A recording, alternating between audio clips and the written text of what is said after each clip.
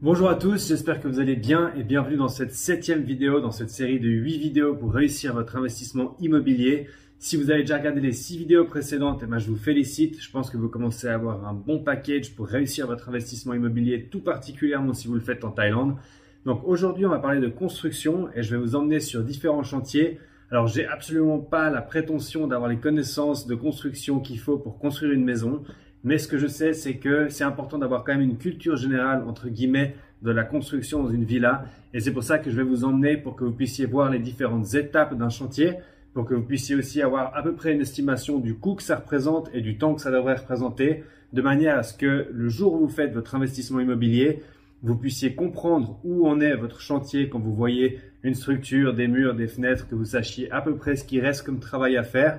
Et aussi au moment de négocier vos termes de paiement avec votre promoteur immobilier, comme j'en parle dans une précédente vidéo, vous sachiez aussi quelle étape représente à peu près combien d'argent pour que vous puissiez venir avec, on va dire, une négociation qui fasse sens, une demande qui fasse sens auprès de votre promoteur immobilier, que vous montriez un minimum de connaissances au niveau de la construction et aussi que vous évitiez les erreurs principales, on va dire les défauts de construction les plus fréquemment présent dans des villas en Thaïlande au niveau des tuiles, au niveau des briques. Je vais vous parler de ça aujourd'hui et avec ça, vous devriez avoir le juste nécessaire pour savoir quand est-ce que vous achetez un bon produit et quand est-ce que vous achetez un produit qui mérite des améliorations.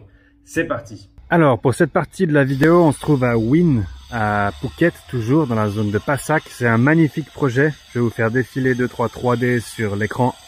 Comme ça, vous pouvez voir un peu à quoi ça ressemble à la fin. J'utilise ce chantier en fait pour vous montrer les fondations et ce qui vient après parce que c'est un peu un livre ouvert ici. Donc là on a un terrain qui a été préparé et ce que vous pouvez voir en fait ici c'est du piling, donc c'est le début de la fondation. Et en fait il y a deux façons principales de faire des fondations en Thaïlande. La première c'est ça, c'est du piling et ça en fait c'est un énorme marteau qui vient enfoncer ces barres en béton armé dans le sol pour simplement accrocher les fondations de la maison dans le sol. Et la deuxième façon de faire, c'est simplement de creuser un trou dans lequel on amène une structure d'acier et ensuite on remplit ce trou de ciment et ça nous donne aussi du béton armé. Donc cette méthode est bien, à part qu'elle fait beaucoup de bruit et puis elle génère aussi des grosses vibrations, donc c'est mieux de pas avoir des habitants juste à côté quand on le fait. Et en fait, donc ce qui se passe après, c'est que je vais vous mettre un schéma à l'écran parce que c'est un peu difficile de vous expliquer vu que en général c'est sous le sol et on peut pas le voir. Mais sur ce piling, on vient accrocher un gros support en béton. Et ce support en béton, en fait, va porter le début de la structure de la villa. Donc ici, par exemple, on voit qu'il y a du piling qui a aussi été fait avant. Et que par-dessus, en fait, ce piling, on a ce footing, ce gros footing carré en ciment et en béton armé, donc, qui supporte la villa. Et pour rejoindre les fondations les unes avec les autres, on a ce qu'on appelle des beams. Et ça, en fait, c'est des coffres qui sont remplis d'acier. C'est donc des coffres de béton armé qui font une forme spécifique que les ingénieurs décident pour que la villa soit solide. Et en fait, partout où il y a un footing, comme ici, ici et ici, c'est là où on va monter les colonnes qui vont porter la structure de la maison par la suite. Donc ça, en fait, c'est le support de votre ground floor sur lequel on va ajouter en fait ces dalles en béton armé, comme je le montre dans la vidéo suivante, dans un autre chantier. Et vous verrez en fait aussi que sur chaque étage, c'est la même chose. C'est des beams à l'horizontale, des dalles entre les beams pour créer le plancher par-dessus lequel on va venir couler du ciment. Et tout repose en fait là-dessus. Donc les fondations doivent être bien faites. C'est important que les fondations soient précisément construites et calculées et bien en profondeur pour que dans le long terme, vous n'ayez pas des cracks sur la villa, que vous n'ayez pas donc des fissures qui apparaissent ou la structure qui bouge. Là, c'est particulièrement simple parce qu'on est sur un terrain plat. Donc il n'y a pas trop de difficultés. Souvent les terrains, surtout les terrains qui ont des vues mer, sont en pente. Et c'est là en fait qu'on doit construire plusieurs niveaux. Je vais aussi vous mettre une photo à l'écran de colonnes et de beams pour supporter une villa. Et là ça devient généralement un peu plus délicat et ça vaut la peine de faire vérifier le travail par un expert. Voilà, on se retrouve maintenant sur ce chantier. Alors j'ai aucune idée de ce que c'est ce projet. C'est censé ressembler à ça à la fin. Ne prenez absolument pas ça comme une recommandation. Je ne sais pas qui est le propriétaire. Je ne sais pas qui développe, je ne sais rien du tout, mais c'est pour vous montrer un bon exemple. Donc ici, par exemple, vous voyez bien les beams horizontales qui ont été posées au sol, et par-dessus, on voit les colonnes. Et donc, à cette étape-là, quand on a le ground floor, donc le sol comme ça qui est posé avec les structures qui montent, on est généralement à peu près à 15% des dépenses. Donc ici, vous voyez, il n'y a que du ciment. Il n'y a pas encore de briques ni rien du tout, c'est du béton, pardon, de l'acier mélangé avec du ciment dans les colonnes et dans les beams.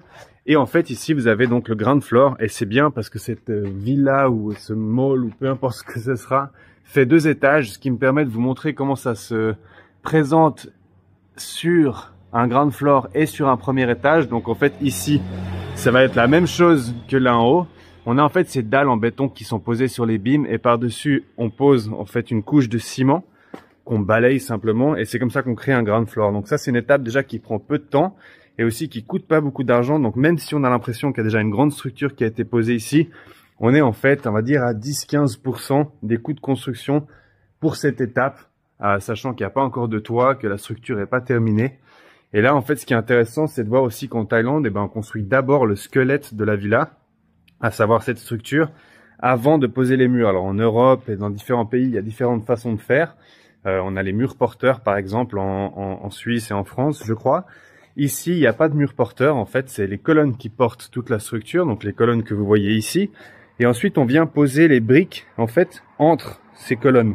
Alors, l'avantage que ça a, c'est qu'en fait, vu qu'il n'y a pas de mur porteur, le jour où vous voulez faire des modifications, ajouter des fenêtres, agrandir des pièces, vous pouvez faire ce que vous voulez. Vous pouvez éclater tous les murs, la structure va pas bouger, la villa va pas bouger non plus. Ensuite, en ce qui concerne les briques, alors généralement, les colonnes font à peu près 20 cm d'épais, surtout quand on est sur du 2 étages. Et c'est bien d'avoir des briques déjà de 20 cm. C'est vrai que les promoteurs ont souvent tendance à utiliser des briques de 7 cm, comme vous pouvez voir ici d'ailleurs. Et c'est pas idéal parce que déjà c'est pas un mur très épais, donc l'isolation sonore et thermique c'est pas top. Alors je pense qu'ici ils vont utiliser 2 couches de 7 cm, ils vont en mettre une première et une deuxième, et peut-être mettre de l'isolation entre deux, mais je suis pas sûr de ça. L'idéal c'est quand même de travailler avec des briques de 20 cm depuis le début, donc avoir une seule couche de briques qui monte jusqu'au plafond. Et il existe en fait en Thaïlande 3 types de briques principaux que je vais vous faire passer sur la vidéo maintenant. Et je vous recommande absolument d'utiliser ce 3e type. Il y a plusieurs marques qui font, une que je connais c'est Qton, parce que ces briques de 1 sont extrêmement légères, donc vous faire en sorte que votre structure ne va pas s'user sur le temps, et plus votre maison est légère, évidemment mieux c'est pour la structure. Deuxièmement, l'isolation thermique aussi est excellente avec ces briques, et ça c'est très pratique parce que en Thaïlande les factures d'électricité sont très hautes parce que la clim prend beaucoup plus d'électricité qu'un chauffage en Europe. Et une 3e chose, c'est aussi l'isolation sonore pour le confort des personnes qui sont à l'intérieur, de ne pas entendre le bruit des voitures qui passent comme maintenant. Et ça, en fait, c'est excellent d'avoir des briques Qton pour l'isolation sonore. Donc, si vous voulez négocier avec un promoteur au moment où vous achetez votre villa, demandez-lui d'avoir des briques Qton ou en tout cas des briques du même type de 20 cm. Et c'est aussi esthétiquement plus beau parce que vous pouvez vous imaginer que si vous avez un mur de 7 cm, après avec les enduits, etc., on monte peut-être à 10 cm, vous devez avoir un endroit où vous voyez cette colonne. Soit ce sera à l'extérieur, soit ce sera à l'intérieur. Dans les coins aussi, c'est pas beau. Vous imaginez si votre mur arrive ici, à l'intérieur, et qu'ensuite vous avez ce petit angle visible et ensuite la suite du mur là-bas. C'est beaucoup mieux d'avoir des murs de 20 cm ou au minimum 2 x 7 cm. Mais si vous avez du 2 x 7 cm, je vous recommande vraiment de ne pas utiliser ces briques-là qui sont le 2e type, mais d'insister pour avoir le 3e type de briques. Sachez aussi que les briques, c'est pas quelque chose qui coûte cher de manière générale, donc c'est quelque chose de facile à négocier. Et si le promoteur veut que vous payiez la différence, je vous recommande de la payer. C'est un petit coût, c'est une petite différence dans le budget, mais une grosse différence dans la qualité de construction. Et vu qu'après les murs sont enduits, on ne voit absolument plus rien du tout. On ne sait pas quelles briques sont sous les façades. Et c'est bien en fait le jour où déjà vous vendez une villa de pouvoir montrer des photos, vous montrer que vous avez utilisé une bonne qualité de briques. Et puis si c'est votre villa, c'est encore mieux de payer beaucoup moins de factures d'électricité tous les mois. En fait, ça s'amortit largement en facture d'électricité d'avoir une meilleure qualité de briques. C'est tout pour ce chantier. À tout à l'heure. Ici, c'est parfait pour montrer un exemple des 3 briques. Ça, c'est les pires briques. Les secondes pires briques, on va dire les briques moyennes qu'on utilise un peu partout. Et juste ici, on a en fait les bonnes briques. Donc ça, c'est les briques qui sont très légères, qui sont isolantes pour le son et ainsi que pour la température. Donc les meilleures briques qu'on puisse avoir en Thaïlande, c'est celle-là. C'est à ça que ça ressemble. Là, on est dans une villa qui a sa structure qui est terminée. On voit que les murs, en fait, ont été même enduits. Donc, vous voyez encore la trace des briques dessous si vous regardez bien. Mais en fait, par-dessus, il y a une couche de ciment, de plâtre pour nettoyer tout ça et pour commencer à faire les finitions des murs. Et là, vous voyez la structure du toit. En fait, c'est une grosse structure métallique qui porte ces planches en bois sur lesquelles il y a une membrane pour résister à l'eau. Et sur la membrane, il y a des tuiles. Et je vous montrerai ça un petit peu plus tard. Et ici en face, vous pouvez voir une villa qui est donc terminé en termes de structure et en termes de mur. Donc ça, c'est une étape qui devrait vous coûter à peu près 10-15% de murer la villa, de l'enduire et de faire en sorte, on va dire, qu'elle soit entre guillemets fermée. Moi, j'aime bien considérer qu'à ce moment-là d'une villa, vous n'avez pas encore les fenêtres, vous n'avez pas encore la plomberie terminée, ni les électriques, ni encore les dalles, et vous avez simplement une structure des murs et des enduits et une toiture. On est à 50% des coûts de construction et on est aussi à 50% du temps de construction, à peu près. C'est une estimation qui vous permet de aussi bien discuter sur vos termes de paiement quand vous négociez les prix avec un promoteur. Ici, depuis cette villa, c'est bien parce que je peux vous expliquer la différence entre du shingle et du metal sheet. Donc ça, c'est du shingle, en fait, qui est posé sur des planches, comme je vous ai montré avant, qui celles-ci sont posées sur une structure métallique. Par-dessus ces planches, il y a une membrane, en fait, qui rend le tout complètement isolant pour l'eau. Et par-dessus, on pose donc ce shingle, qui sont ces tuiles, qui sont faites d'un espèce de gravier collé sur une sorte de caoutchouc. Et ça, en fait, ça permet déjà d'avoir une bonne isolation sonore, surtout quand il y a beaucoup de pluie, on n'entend absolument rien du tout. Et aussi une bonne isolation thermique. Alors c'est toujours bien de mettre une couche d'isolation dessous au niveau de la structure. Ça, pas beaucoup de promoteurs le font et ça coûte pas très cher. Je peux vous mettre sur l'écran à quoi ça ressemble et c'est très bien de négocier ça avec le promoteur pour avoir une bonne isolation aussi, sachant que ça vous réduit énormément vos factures de climatisation. Et puis derrière, vous avez en fait une structure en metal sheet. Donc c'est simplement des grandes plaques de métal qui sont posées sur une structure et ça, c'est un boucan pas permis pour la personne qui habite là-bas. Quand il pleut, en fait, le problème, c'est que la pluie, ça fait un bruit énormissime et ça peut aussi faire un effet four. Il faut savoir que la différence de prix entre le metal sheet et le shingle n'est pas énorme. Évidemment, le shingle est plus cher, mais ça vaut la peine de demander à votre promoteur de vous mettre du shingle. S'il vous demande un petit coup en plus pour avoir une toiture en shingle, eh ben, je vous encourage grandement à la payer parce que ça vous fera une différence que vous allez absolument pas regretter.